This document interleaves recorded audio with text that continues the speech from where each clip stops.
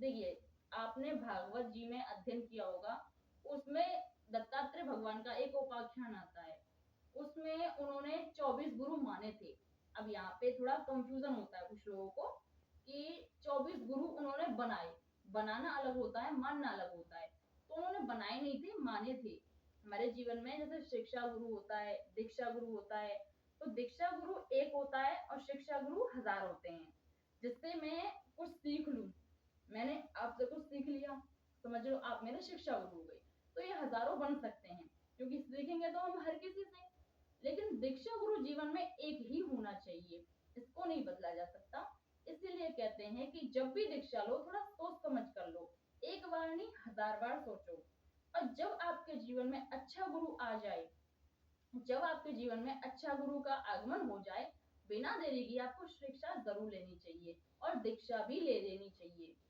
हालांकि दीक्षा लेने की कोई उम्र नहीं होती है, दीक्षा लेने की कोई उम्र नहीं होती है। जब आपको ये लगे कि हाँ अब गुरु मुझे मिल गया है मेरे मन मुताबिक, तो आपको दीक्षा ले लेनी चाहिए। जीवन में गुरु के होने से कई प्रकार के लाभ हैं। एक तो आप भटकोगे नहीं, क्योंकि मन खाली रहता है तो भटकता है, कोई समझाने वाला नहीं होता। और जब समझाने वाला होगा, भक्ति से जोड़ने वाला होगा, तो आपका मन भी नहीं भटकेगा और आप भी नहीं भटकोगे। क्योंकि एक दृष्टांत देके आपको समझाने का प्रयास करती हूँ, गुरु परीक्षा भी लेता है। कैसे लेता है? एक व्यक्ति गुरु बनाने के लिए गया। अब जब व्यक्ति गुरु बनाने के लिए जाता, तो वहां पे गुरु जी के जो और शिष्य थे, तो उनमें एक प्रिय शिष्या भी थी। जब वो जाता तो जैसे ही वो आश्रम में प्रवेश करता, तो एक शिष्या पूरा आश्रम का कूड़ा उसके ऊपर फेंक देती। अब उसने कहा कि ये राम राम कितनी बुरी स्त्री है, इसलिए वो वापस चला गया। गुरुजी से कहा आपकी शिष्या ने मेरे साथ ऐसा किया। गुरुजी ने कहा बेटा क्या बात है, क्यों इतने परेशान हो, आखिर तुमको चाहिए क्या? बोला मुझे गुरु दीक्षा लेनी है, वो भी आपसे लेनी है। बोला बेटा आप एक काम करो, आप 2 साल बाद आना। वो व्यक्ति चला गया। अब वो व्यक्ति 2 साल बाद फिर आया दीक्षा लेने, बढ़िया से कपड़े पहनकर मीठे का डब्बा लेके फिर आश्रम पहुंचा। और फिर उसके साथ वही हुआ जो पहले हुआ था। पूरे आश्रम का कूड़ा उस देवी जी ने इकट्ठा करके फिर उसके ऊपर डाल दिया।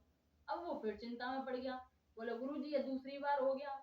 पर उसने कहा छोड़ो कोई बात नहीं। उसने फिर चाहे दिखाई नहीं देता तुमको, मैं अच्छे कपड़े पहन के आया हूँ, गुरु दीक्षा लेने ही वाला था कि तुम बीच में आ गई, राम राम ये क्या कर दिया। गुरु जी के पास गया। अब गुरु जी ने कहा कि बेटा क्या करने आए हो? बोला वही आपने बोला 2 साल बाद आओ, मैं आपको दीक्षा दूंगा। लेकिन मना कर दिया, एक काम करो तुम 3 साल बाद आना। शिष्य परेशान हो गया, फिर चला गया। फिर वो 3 साल बाद आया। तीसरी बार भी उसके साथ वैसा ही हुआ, चौथी बार भी हुआ, पांचवी बार उसने विचार किया आखिर मेरे साथ ऐसा हो क्यों रहा है। तो उन्होंने विचार किया कि ये जरूर परीक्षा हो सकती है।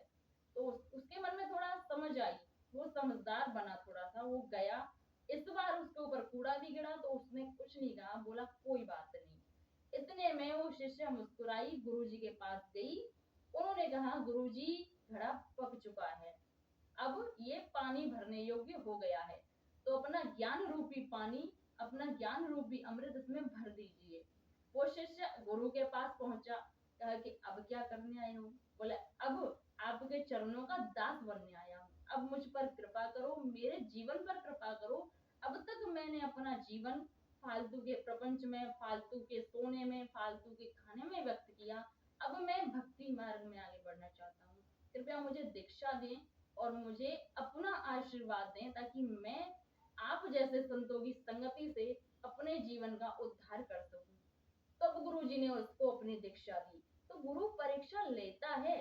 कभी कभी हम पीछे हट जाते हैं, समझ नहीं पाते हैं।